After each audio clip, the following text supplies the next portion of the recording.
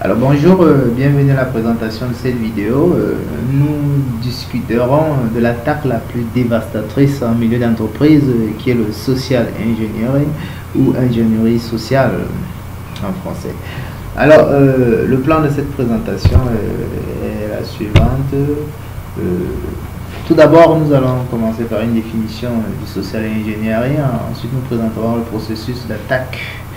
Enfin, nous allons présenter le lab qui est le 7.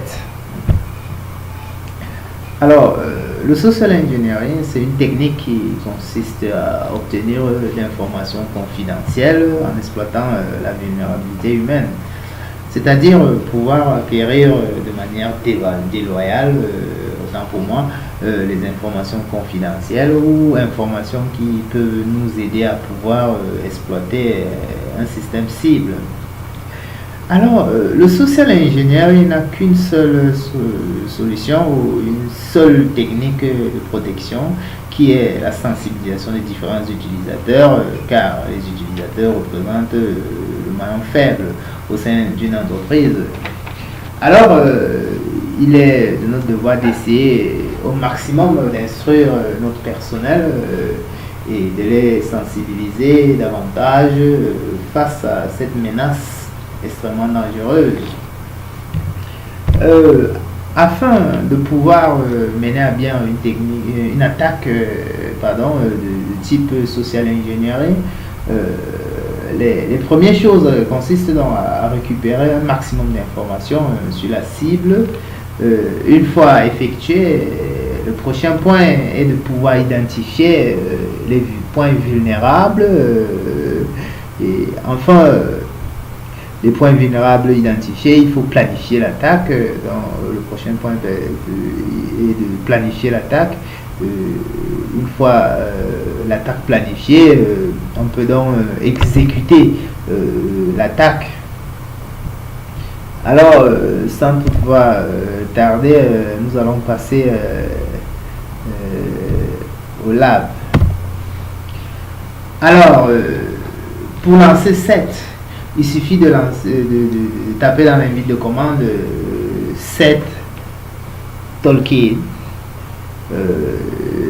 Et voilà, lors du chargement du 7, nous aurons bien sûr quelques informations sur l'outil ainsi que sur l'équipe qui a pu le développer. Ensuite, on dispose des différentes attaques que l'on peut exploiter. Nous avons le social engineering qui est le test de pénétration. Ainsi, nous avons 6 au total. 6 attaques qu'on peut exploiter. Alors, nous allons prendre le test de pénétration. Alors, on a en quelque sorte une plateforme de test de pénétration avec différents vecteurs d'attaque. Le premier, Microsoft SQL Butter, Custom Exploit, SSM Attack.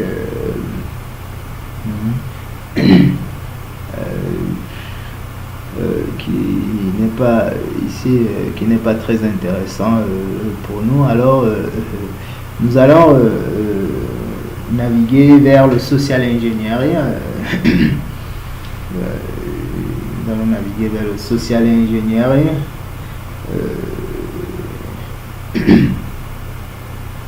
Qui à partir de là on aura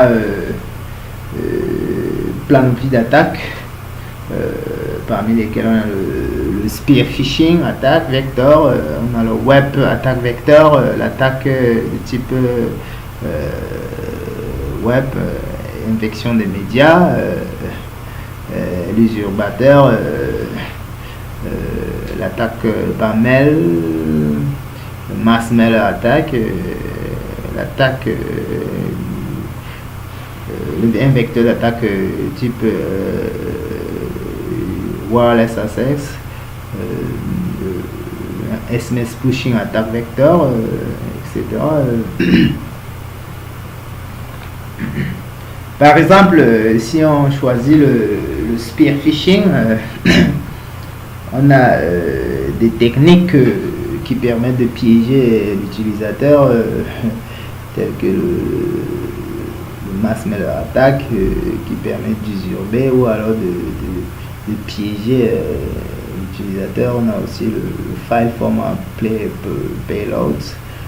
Alors, essayons toutes les vulnérabilités au niveau de l'utilisateur afin de tromper ou de piéger l'utilisateur. Nous avons les attaques de type Java attaque méthode. Alors, ce type d'attaque permet d'utiliser les applets Java conçus afin d'usurper ou alors de tromper ou de piéger les utilisateurs. Les attaques de type Metlaslope, browser exploit méthode. Nous avons différentes attaques qui permettent donc de piéger ou alors d'usurper l'utilisateur du système qu'on veut atteindre.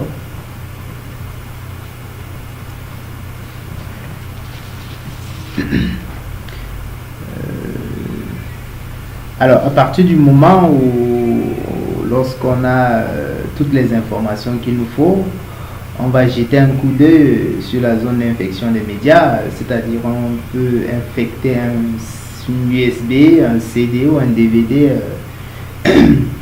Et lorsque l'utilisateur a inséré la clé, le CD ou le DVD, le fichier va être généré automatiquement. Alors, ce type d'attaque est le plus courant, le plus utilisé, car ce sont les outils utilisés par les différents utilisateurs. Alors, merci, on va s'arrêter à ce niveau-là. Merci, à la prochaine vidéo.